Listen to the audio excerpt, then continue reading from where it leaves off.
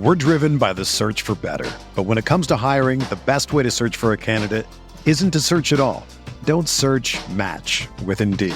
Indeed is your matching and hiring platform with over 350 million global monthly visitors, according to Indeed data, and a matching engine that helps you find quality candidates fast. Ditch the busy work. Use Indeed for scheduling, screening, and messaging so you can connect with candidates faster. Leveraging over 140 million qualifications and preferences every day, Indeed's matching engine is constantly learning from your preferences, so the more you use Indeed, the better it gets.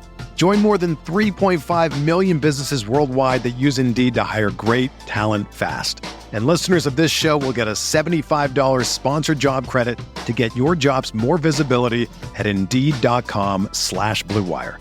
Just go to Indeed.com/Blue Wire right now and support our show by saying that you heard about Indeed on this podcast. That's Indeed.com/Blue Wire. Terms and conditions apply. Need to hire? You need Indeed. Hi, Blue Wire listeners. I'm Greg Olson. I'm excited to partner with Blue Wire to bring you TE1, a podcast where I interview the tight ends who have revolutionized the position. Listen in as I have raw, in-depth conversations with the all-time greats like Shannon Sharpe, Tony Gonzalez, Travis Kelce, and George Kittle. We'll explore how the tight end position has changed over the last 60 years and what it takes to be the very best. Subscribe to TE1 from Blue Wire Studios today, so you're ready for the August premiere.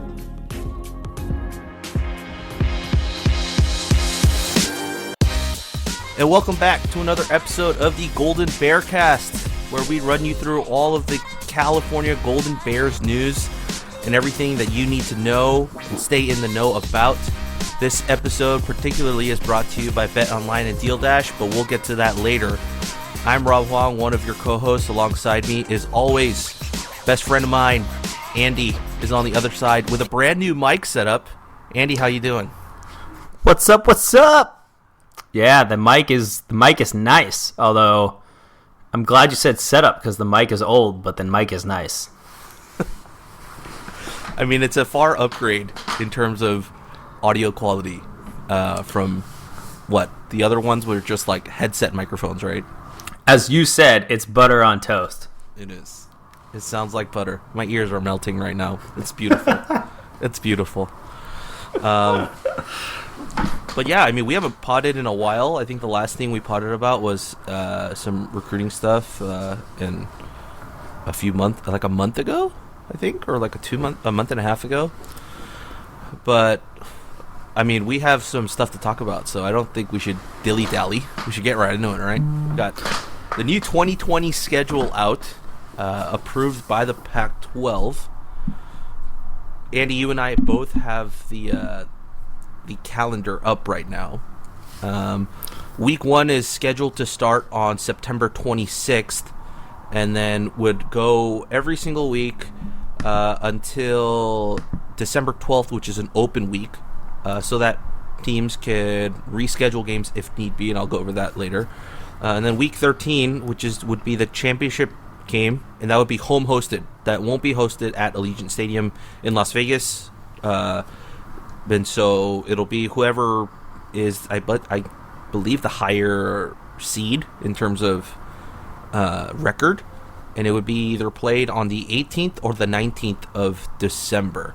The reason the December 12th week is open is because week 1 and week 2 currently is designated as weeks that can shift, so that you can place one of those weeks down into the open week so that they could push back the start of the season by a week or so if they really needed it to. So currently Cal's schedule sits at we start the season on September 26th away at Oregon State, then away at SC, then home against UW, then away at Washington State. Then the big game happens on the 24th of October. Then we have a bye week. And then we go to Oregon. We host Oregon. Then we go to Arizona. Then we host Utah. Then we go to Arizona State. And then we host UCLA in a Friday night game to end the season.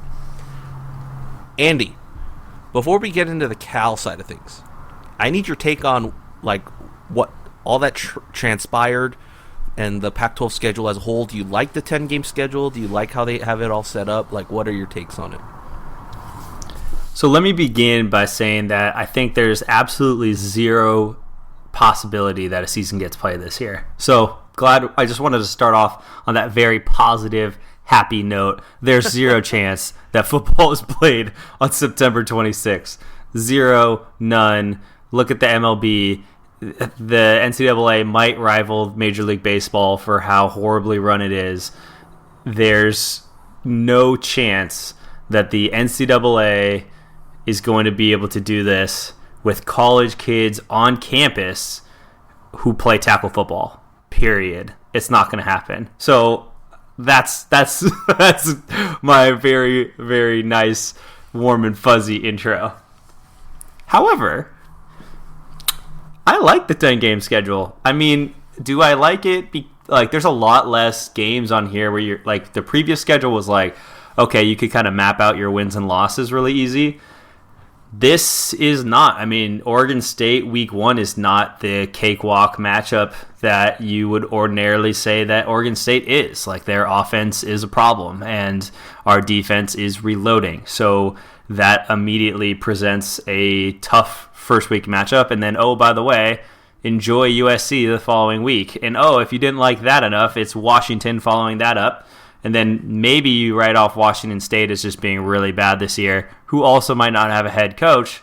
So, yeah, your first kind of W that I would write on the schedule might be Washington State. And then put Stanford, right after that is a winnable game. And then you're talking about Oregon. Arizona's a win, but then Utah. So it's like Oregon, sandwich Arizona, and then tough game Utah, ASU, toss-up, and then UCLA win. I mean, it's a hard schedule. Like, whereas the other one, you're kind of like, well, we were going to play like BYU and no, is that right? I can't remember, dude. TCU, sorry. Cal Poly. It's been so long since I've worn this hat. Anyways, TCU, Cal Poly, and we were going to play UNLV, right? Yep. To kick off the season. So a lot more that you could kind of count. You're like, oh, right, we had three wins, so we only need 3 more bowl wins in order to become bowl eligible, and then you add an additional 2 or 3 on top of that with the optimistic folks saying that Chase Garbers takes a really noticeable step this year. This is a lot harder for me to do that. Like, I could see us going 3-7 as easily as us going 7-3. Curious to get your thoughts. No, I think you're absolutely right. The schedule, in a weird way, has turned into a gauntlet. like going to SC, then coming home to play Washington, and then you get the big game, and then you get a bye week, and then you immediately have to host Oregon, which in a weird way is kind of nice because I believe Oregon plays Washington the week before. So like you play Oregon plays Washington in that while we have our bye week, and then they have to come off that game and play us. So kind of hoping that maybe there's a little bit of room for us, but we technically haven't been that great coming out of bye week. So there is that. That being said, I think the one thing that a lot of people aren't talking about is the fact that we have to travel to Arizona twice in 3 weeks. We have to travel to Arizona November 14th, come home, play Utah that next week, and then travel back to Arizona to play ASU. Like, I don't understand how that came about. Like, I'm just baffled that you would send why not just have it back to back and have them just stay in the state at that point, right? It's weird that you would force them to travel back. So, but yeah, I don't know. Can you? I can see both sides of it. It's like, all right, can you get college kids to stay in a hotel room by themselves for a week straight? Dude, I don't know. But at the same time, you're hoping that they do that. You're hoping that they do that if they're at home too. Right. That's where I think it fails. Yeah. And then also we've already seen the failure of just the fraternities at USC and some of these places where even Cal too. There was and Cal exactly had that breakout. So it's the odds of this happening are so. I know, I feel bad. Like maybe I'm just being too negative on it, but like the odds of this happening to me are just like astronomically small. And it's like it's August 5th. We're talking about 6 weeks from now that we're going to be watching a college football game with students that are living on campus. I'm actually like one step like in the other direction from you, not too far away. I actually think the season will start on time. I just don't think we'll get to finish out the season. Like MLB? Yeah. I mean, MLB's on that case. I honestly believe that we'll somehow start the season, and that's why the season's so front-loaded in terms of big marquee games. Like the Cal SC game, and then I think UCLA plays SC in week 1. There's like a bunch of those. Like Washington plays Stanford in week 1. The Territory Cup for Arizona and Arizona State, that's in week 1. So there's a lot of like good marquee matchups within the first 2 weeks, and I think they purposely set it up that way because they realize you might not be able to finish out the season. So, I mean, that's my take on it. I mean, what do you think? Who, in your mind, do you think has the hardest schedule? Just looking across the board.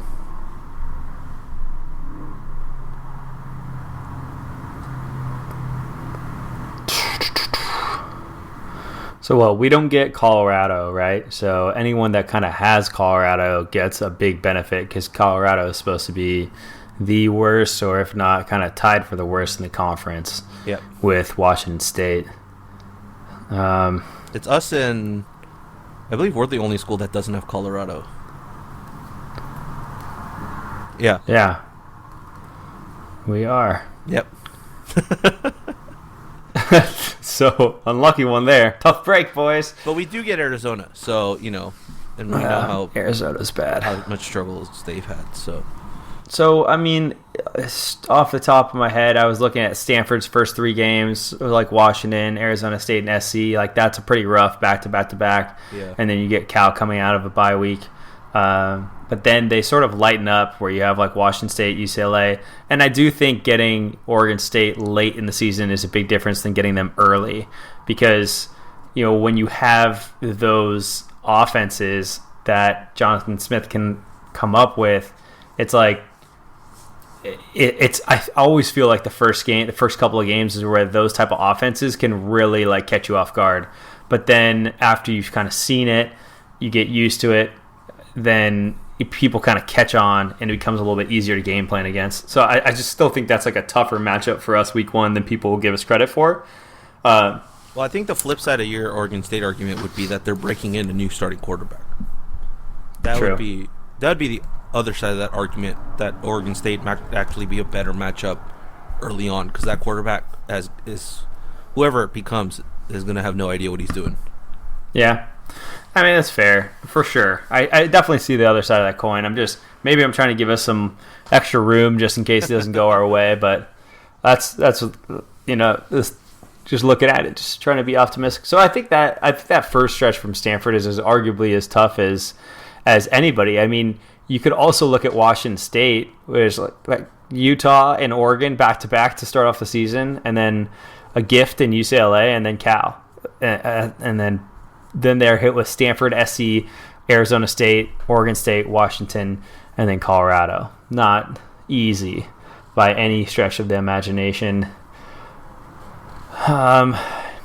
SC starts off with UCLA, so I automatically think that's easy, and then they also get Colorado. SC probably has one of the easiest starting schedules of anybody with UCLA, Cal, Stanford, Colorado, Arizona. Yep. That's probably the easiest, even though we're obviously high on Cal this year. Yeah, they're either going to start the season 5-0 or 4-1. Like, I don't see them doing anything beyond that. And then they get hit with the gauntlet at the end, which is like Oregon, Arizona State, Utah, and Washington. Yeah. It's like, oh my goodness, that's rough back to back. Yeah, I mean they could end up starting the season 6-0 and then end up 6-4. So here's the big thing too. Like Oregon Oregon's big advantage of playing at Autzen is the home crowd. Yeah. So you automatically take that out. So any Oregon road game becomes just as easy to win as an Oregon home game. Yep. There's no difference whatsoever. And so that's a really interesting aspect because there really isn't, I don't know if I could say there's really a home field advantage that's similar to what Oregon has in the rest of the conference. You know, we've basically been able to win everywhere else except for at Oregon. And now, you know, you don't have that. So that would be also interesting to kind of see. It's lame that we get them at home this year. Like, this would be the perfect year to, like, get all of those, you know, good away games out of it. Like, those losing streak away games. Yeah, it'd be great. Yeah, I think you bring up an absolutely good point that home field advantage is basically being thrown out the door. You're playing at your home stadium, but you have no crowd, so you can't like build off of that energy. Nor can the crowd eliminate like opposing teams, right? Like you do at Autzen. So I think the only other thing that might deter any team is probably going to Colorado, right? Because you get the altitude. That's probably the only like field factor that's out of all of the Pac-12 teams. Because Utah would have the same altitude, right? Right. Utah would have that too. So you'd have that altitude issue, but that's like those are like the only like home field advantages that you've had for both teams. Yeah. It's crazy. I just looked at Utah's first four. That's probably the easiest. Yeah. Washington State, Colorado, Oregon State, UCLA, by Arizona. Well, that's a joke. That's amazing. Who drew that one up? Yeah, that's a 5-0 incredible. Start. Yeah, like you can't have anything other than a 5-0 start. But then their final 5 games is brutal. Brutal. Going to Arizona State, then hosting UW, then coming to Berkeley, then going to USC, and then going to Autzen. No, home against Oregon. Oh, home. Sorry. Hosting SC and then hosting Oregon. And the SC Doesn't game's a matter. Friday night game, too. ASU, Washington, Cal, SC, Oregon. Brutal. I just realized, too, that if you look at Week 10, there are 4 Friday night games. I don't know how you're going to do that, but... No. Yeah. If you look at Week 10, Those aren't against each other? Yeah, okay, so there's 3. So the SC-Utah game is a Friday night. Then you have UW, Washington State. Okay, sorry, there's 2. There's two. There's two. Oh, thank God. Yeah. Okay, I thought I was like, oh my God, did they plan out 4 Friday night games? I mean, you never know. Oh, God. But what's really interesting here also is this gray slash with the stripes, which means if for whatever reason that the first week is postponed, they're going to push all those first week games into the bye week. So then your schedule for Cal starts off with SC. And, oh, by the way, if that's too early, well, guess what happens to that game? That game gets scheduled into week 12. So then Cal would start off with Washington, then go Washington State, Stanford, into Oregon State, then Oregon, Arizona, Utah, ASU, UCLA, SC to finish. With no breaks. Dude, these kids are going to die. Like, who's thinking about these things? Like, I think their best case scenario is that they're hoping that only one of the first 2 weeks gets pushed, right? That's like their hope. Yeah, they didn't plan for more than that. So that's why I think, if it gets pushed 3 weeks, I think the whole schedule's done. Right.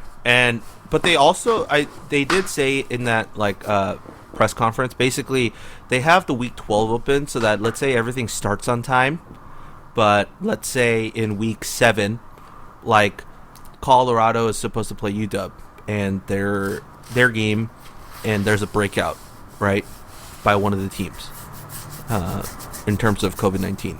Then what they'll do is they'll push that game into the week 12 spot. So I think, I don't understand fully how they're gonna go into week 1, week 2 But I'm assuming that if they needed to push back the start date, they wouldn't do it by region. It'd be they just scrap the whole week 1 and push it down, in my opinion. Yes. You wouldn't do it by game basis, at least the first 2 weeks, because you want like at least a uniform start. Yep, So, I totally agree. I think that if anything goes wrong, but you're just the logistics of this. Okay, so one person tests positive on the Cal football team. So COVID symptoms take how long to go away? 14 days to possibly show up. And then you have unknown on how long it takes to go away. Yeah. So that person has to quarantine, and then you risk the asymptomatic exposure. Well, the entire team would have to get tested first, right? And then you'd figure out who's positive, who's negative. So then it's like, it just becomes, all right, so what do? Then you pull in, let's say you have 20 guys that test positive. It's like, seems reasonable after what's happened so far with Clemson and Rutgers. some other, Rutgers. So, okay, let's say 20 kind of upperclassmen test positive. So now what? You pull 20 guys off of redshirting and they're playing now? Is that what happens? So then you play like with 20 red shirts or 20 like underclassmen who aren't ready to play football games, and then what happens to them because they don't have as much like muscle built up from years of development? Do they go into a football game and then get hurt and risk their career to play in a season that's already risky as it is, and to play for free?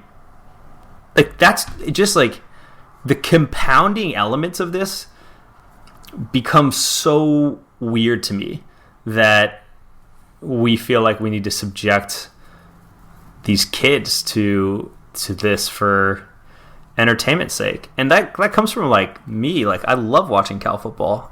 I loved watching Cal football when quarantine started, when we were doing those throwbacks and like watching all those games. It was great.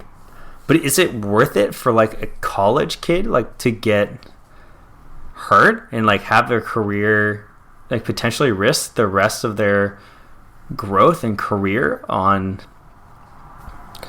that? Like that it just, it's tough. It's different. It's not like the MLB where you have like minor league systems that you can kind of pull from, or the ability of, as you said, like pressing pause. You can't really press pause you can't do what they've done with the Marlins. It's like, oh, the Marlins or like the freaking Tigers or whoever it is, like my whole fantasy baseball team that just doesn't play any games anymore. You can't do that in college football. So it just sort of becomes this really interesting equation that I'm not totally sold, and it is one of those things as you kind of go in and you look at league by league, okay, who can do this well? Well, it's very clear the NBA has pretty good leadership. I'm not going to say great. I'm just going to say pretty good. Don't want to be super controversial. They have pretty good leadership. And they've done it in a great way. But they've also done it in a way that is uniquely basketball. Because of team size, because of the fact that the sport can exist in an arena, because of the fact that Disney World has just everything you would ever need to survive. Right, so that makes sense to me. But what doesn't make sense is what baseball's tried to do, which is travel, loose team restrictions, and then you're talking to professional athletes who, by the way, those professional athletes for the St. Louis Cardinals drove to a casino and went to a casino knowing that they could possibly get exposed to COVID-19. And now you're putting that level of faith into 18 to 22-year-olds. Yeah. Tell me I'm crazy, Rob. Tell me I'm crazy. I think I'm going to have to say I agree, but I think we also have to put an onus on the coaching staffs, right? Because let's be honest, we already know that the leadership from like the NCAA, not great. Like, there's no uniformity at all. From each conference, there's no uniformity at all. Each conference is basically handling it however they deem fit, right? And from the Pac-12's perspective, I think they've done a decent job not like totally like gung-ho, but in trying to protect all their players, but I think they've done a couple things right at the very least. So so then what does it come down to? It comes down to your coaching staff. It comes down to how your program is kept accountable, like within the program. And that's where I think the biggest question lies, is can all the participating programs like buy into this thing of it's gonna suck. Like, yeah, you're not gonna be able to go out and party. Like, you're not gonna be able to do out and other things. But if you want to play the sport, this is what you're gonna have to do. And hopefully, you've built up enough of an environment that allows for that to happen. The flip side of this is what I sent you that article. I think I did, about what's happening at Colorado State. Right? There's like players, right? People saying that the coaching staff has told the players, like, don't like report if you have any COVID-19 symptoms, and such.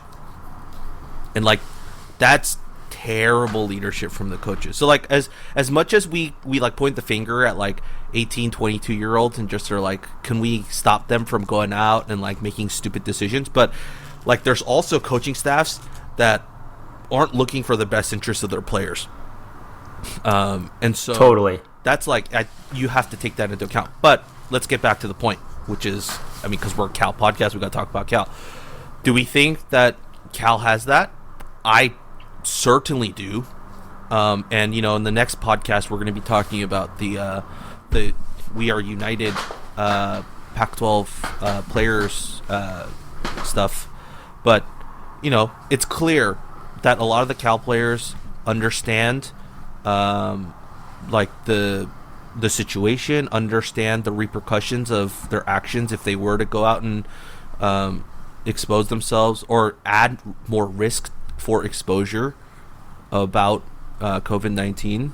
And I think that they've built enough of a good environment at Cal under Coach Wilcox, and actually the entire athletics department as a whole. They've been very, very good at just like, hey, we're trusting the science here. Like, we're trusting the health officials. Like, we're going by everything that they're saying. Like, we're not trying to cut any corners here. And I fully believe the players are on board with that as well. So, like, that's my only hope, is that all of the programs and all the players like buy into that, and you've built up enough trust that you can trust like the words that coach is saying, that it's not just like him trying to look out for himself, but just like for everyone's sake. So I think it's a great point that of course I have a lot of faith in the student athletes that we have. I think they're really smart and intelligent, but I also have a lot of smart and intelligent friends that aren't following the best advice for I think COVID-19, that, yeah. And it's like they're young and doing really well and went to Cal, and yet, it's not being thought about or treated in a way that you would expect.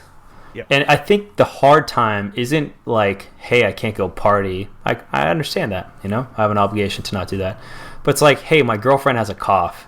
What's the right thing for me to do?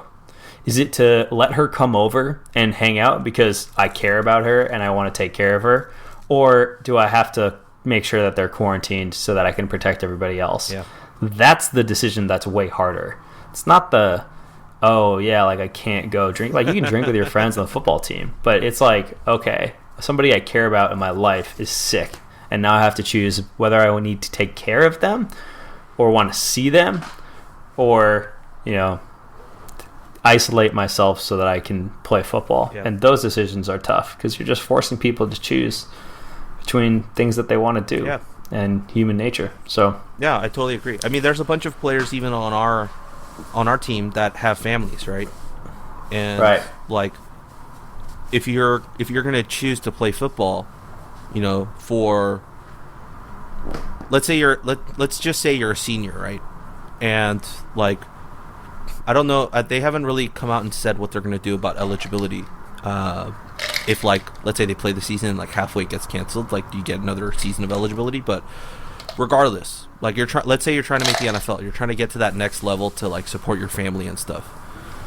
Then what's the play here? Like, if you decide to play because you're looking forward to your future, then do you quarantine yourself from your family, like, you know, some of these, like the MLB and the NBA, like that they're doing, but at the same time, like, they're college students, so like they might not have the means to do so. So you're like asking them to choose between risk of exposure to not only themselves but also to their family. Yep.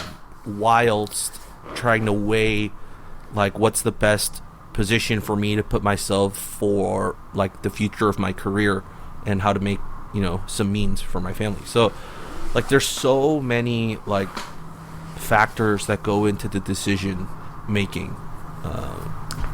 Yeah, that's why dumb takes about how if you love the sport and if you're tough and all those things, then you'll play football this year. Those are just dumb takes. So if there's people out there that are making those takes, just write them off as dumb, because it doesn't take into reality of the world that we live in and that people live in.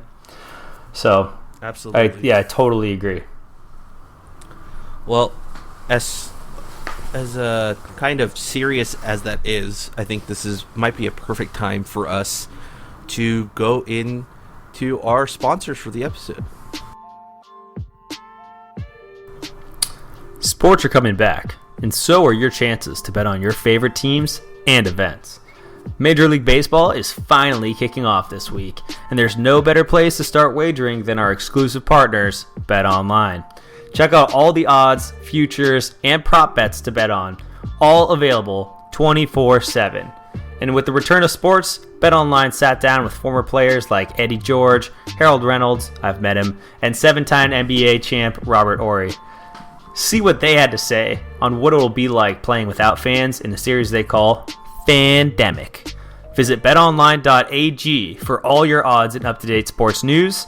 Remember to use the promo code BlueWire to receive your new welcome bonus. That's promo code BlueWire. BetOnline, your online wagering experts. Have you ever heard of DealDash.com? It's the best, most honest bidding site where you can win things you'd never expect at a price you'd never believe. They have over 1,000 auction items every day on electronics, appliances, beauty products, home decor, and even cars. Here's how it works. It's like an auction, but every item starts at $0 and it only goes up by 1 cent every time you bid. The kicker is that the auction clock restarts after just 10 seconds. That means every time you bid, everyone else has 10 seconds to answer or the item is yours. So, if you go ahead and buy now, Deal Dash is offering our listeners an extra 100 free bids upon sign up on top of their other discounts. Go to DealDash.com and use the offer code BlueWire or DealDash.fm/BlueWire. That's DealDash.fm/BlueWire. All right, and we're back. And to close out this podcast, we have some questions from our listeners, but also I wanted to get myself and Andy, to get our predictions. If the season were to happen on schedule with all these games, where do you see us finishing, and how do we finish? Like, what's our win-loss here, Andy? Man, you go first. Oh, man. Okay. So I have it divvied up by home and away games. I think that's the best way to kind of do this, at least personally. So let's go. We have our home games in UW, Stanford, Oregon, Utah, UCLA. I think we win 3 out of those. I think we beat UW. I think we beat Stanford, and I think we beat UCLA. I think we lose to Oregon and Utah. Our away games: Oregon State, SCU, Washington State, Arizona, ASU. I think we beat OSU. I think we lose to SC. We beat Washington State. And then we beat both Arizona schools. I hate that we have to play in the state of Arizona twice, because that land is forsaken for any Cal football games.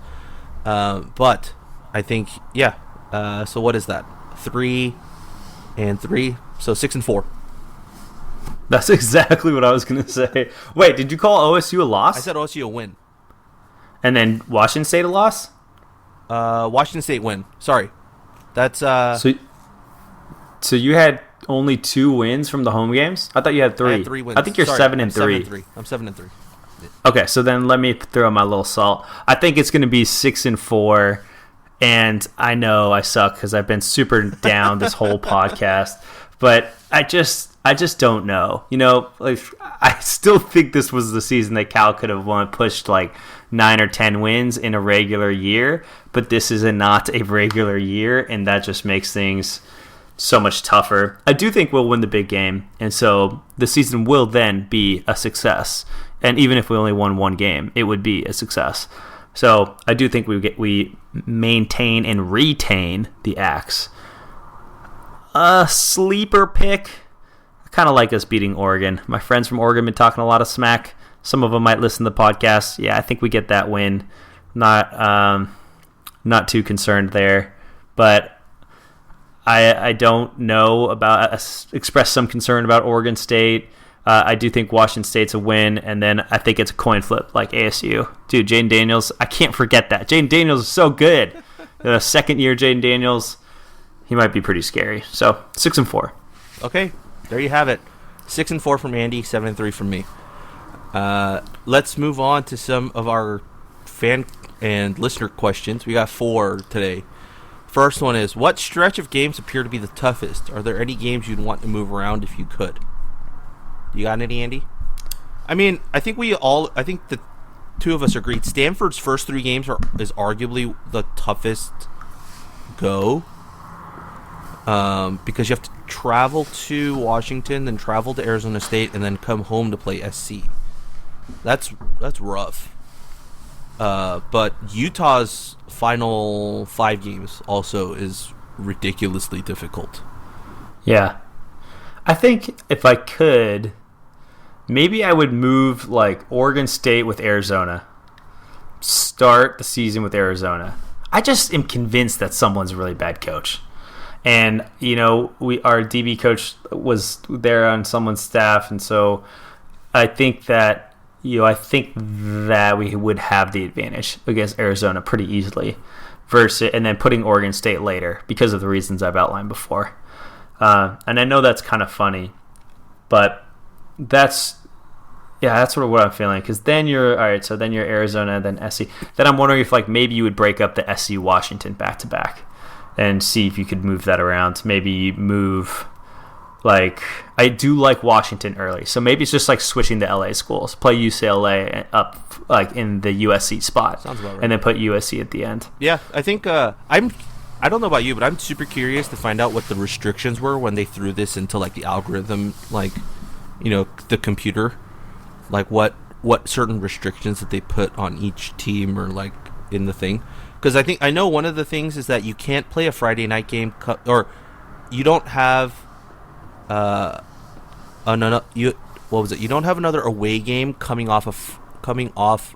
you don't have a Friday night game coming off of an away game. That's one of the restrictions.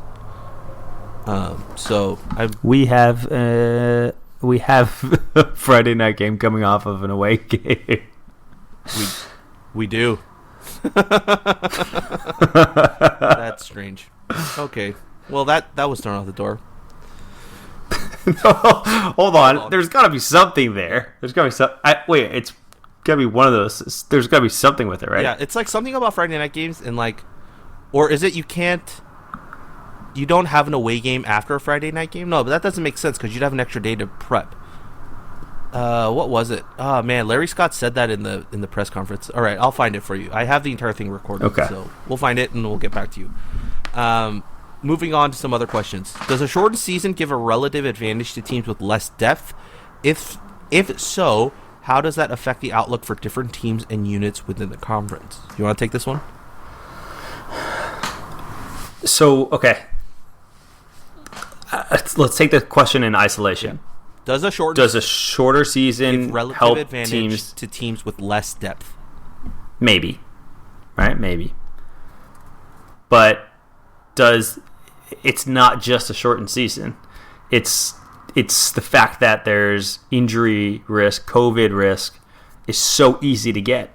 So I actually think having depth here could be super important because of kind of what we talked about before. So you're not pulling up a bunch of really, really young guys. I mean, everybody remembers back when Was it 2013 when we lost every single player to injury? Yeah. and we were just running out anybody that could put on a football uniform to play defense for us.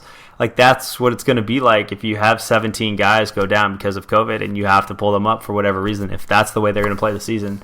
So I think in theory, yes, short season, assuming everything else in the world is normal, might give an advantage to teams that have less depth. At the same time, I think you're more challenged because if you don't have that depth in a short season, and then on top of it, you're playing more of a grueling schedule in the Pac-12, whereas you don't get those easier games by playing out of conference.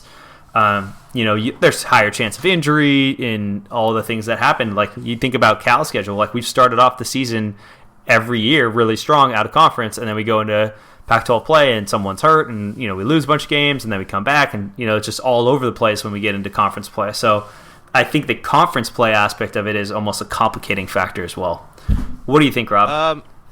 I'll give a short answer because we got some other questions to get to, but I don't think relative advantage is the right word. I think it evens the playing field a little bit because, if you don't have the depth like later on in the season, if you have injuries, or if they have injuries, like they're able to supplement it. But because it's also a shortened season, I don't have the science to back this, but I would assume that the likelihood of injury is a little bit less because you're playing less games.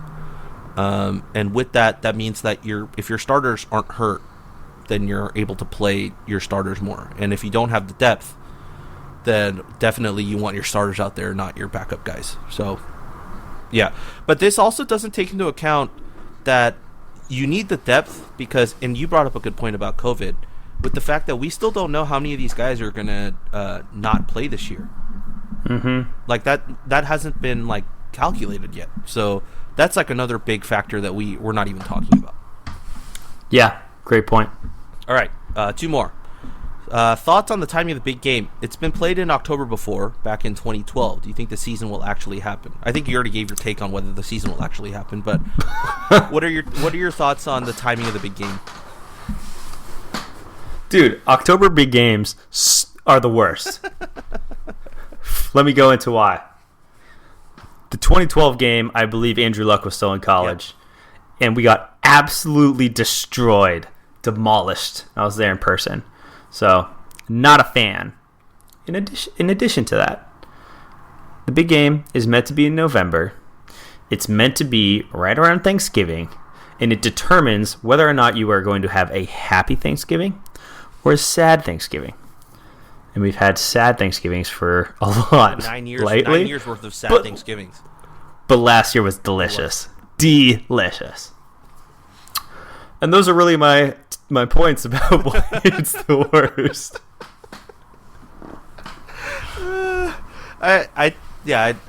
I'm gonna defer to you on that question, but the last one's actually a pretty fun one, so I think we'll talk about that for a little bit. So here we go. Since no fans will be in the stands or in the stadium for home games this year, what are your thoughts of fans viewing the game from Tightwad Hill? Do you foresee the city of Berkeley and university allowing for socially distanced viewing from above the stadium? If so, will you join? So let me preface that by saying Larry Scott did say in the press conference earlier last week that they're going to defer to, or they're comfortable deferring to local health officials when it comes to fans in the stands. So we'll see how that plays out. But if we're under the assumption that fans will not be in the stands, what are your thoughts on people watching from Tightwad Hill? And do you think that the city of Berkeley and the university will allow people to watch from Tightwad Hill? You have to go first. I have to go first on this? All right. Absolutely. I think it'd be cool. Cal's one of the unique places where you can actually watch every single home game for free if you decide to make the trek up to Tightwad Hill. So it's a very unique thing. Now, do I think they'll let it happen? Ooh, I'm going to be pessimistic on this, and I don't think that they'll allow it. I think they'll actually just block it off because you just don't know how many people are going to show up. Like, if there's 3 or 4 people there, I don't think they would mind. But just the X factor is that you just don't know how many people are going to show up to any game, right? So if let's say you have a few like 50, 60 people up there, like it's a decent sized space, but it's not meant to like have that many people, and you definitely can't socially distance with that many people up there. So I don't think that they'll allow it, and that's probably gonna go. If so, will you join? I probably won't, because I mean, you and I, Andy, if this season happens, most likely we'll be in the like press area box, whatever they deem is whatever that happens to be, if it happens. But I mean, if you were a fan, what would you do, Andy? Just like a fan in the stands. I would get a tent, have a tent, be in the woods by myself somewhere, and fly a drone overhead and watch on my drone. There's no chance you're getting me on Typhoid Hill this year. Sounds like a great way to get COVID-19 right there. Yeah, there's just no way. I mean, picture 20 people up there, and then, oh, hey, it's Billy Boy Bob, and he spills his beer and runs chasing down the hill and bumps into you, and great. Now your social distance is gone, or somebody slips, or dude, it's just like, man, it's too bad. It's a great idea. It is. You did a great job of pointing out how unique it is that we have that. And didn't even think about the fact that we might even be in the press box, which would be really interesting. I was thinking it might be interesting to have like one fan per row. Could you imagine like just having, there's like 20, let's say you had like 30 fans and 15 of them were for the other team and 15 of them were for Cal. It's like the NCAA March Madness stuff where you see the 30 fans that they decided to like actually pay for flights to come in. You know what I'm talking about? Like for each school, yeah. Like even at the Pac-12 in Las Vegas, it's like a group of 30 fans behind the bench, like next to the band from each school. You barely hear them on the broadcast. Yeah. It's basically that. I think the thing with fans in the stands that's like the hardest thing, I think, from a logistical standpoint, is not the fact of spacing them out in the stadium. I think that's the easy part.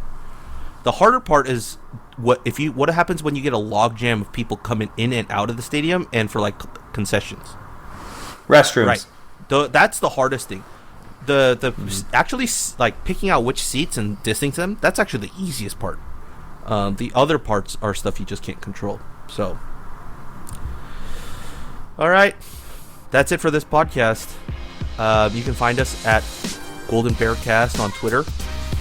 On Twitch, where we'll be streaming some NCAA 14 football games soon once the update catches up and running. And you can get at me at Rob11HWNG. You can find Andy at Andy J Beast Mode sometimes. You can email us at goldenbearcast@gmail.com, or you can even join our Discord channel, Golden Bearcast. Just tweet at the Golden Bearcast Twitter account, and we'll send you the link to hop on. But that's it for us, and as always, go Bears. Go Bears.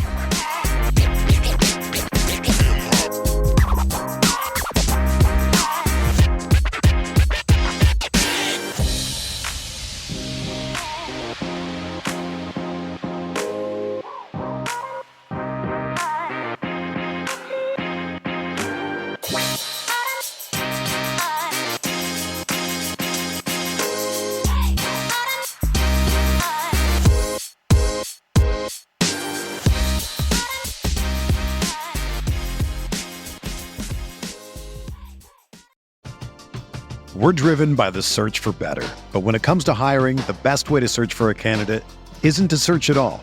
Don't search, match with Indeed. Indeed is your matching and hiring platform with over 350 million global monthly visitors, according to Indeed data, and a matching engine that helps you find quality candidates fast. Ditch the busy work. Use Indeed for scheduling, screening, and messaging so you can connect with candidates faster. Leveraging over 140 million qualifications and preferences every day, Indeed's matching engine is constantly learning from your preferences, so the more you use Indeed, the better it gets. Join more than 3.5 million businesses worldwide that use Indeed to hire great talent fast. And listeners of this show will get a $75 sponsored job credit to get your jobs more visibility at Indeed.com/Blue Wire. Just go to Indeed.com/Blue Wire right now and support our show by saying that you heard about Indeed on this podcast. That's Indeed.com/Blue Wire. Terms and conditions apply. Need to hire? You need Indeed.